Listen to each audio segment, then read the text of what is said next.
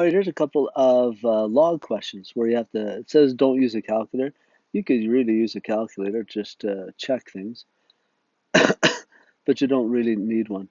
The base idea of this is log of if you have something here and the same base here, then the answer to this whole question is whatever the exponent is up there. Okay, so like if I have log base 2 of 2 to the fourth, then the answer is 4. And what it's saying is, to what exponent is 2 raised in this expression? Well, 2 is raised to the fourth exponent, so the answer is 4. You could take, and maybe if you wrote this as log base 2 of 2 to the fourth, you could say, well, that's equal to x.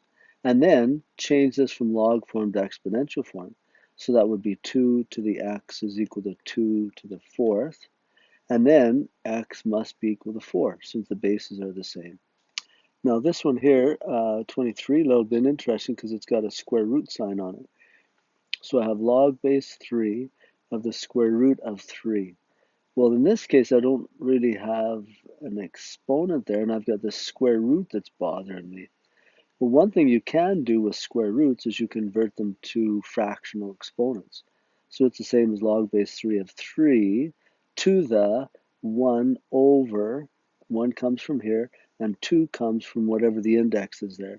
And if it's not written, it would be a 2. Okay, so the same thing. To what exponent is 3 raised in this expression? It's raised to the half.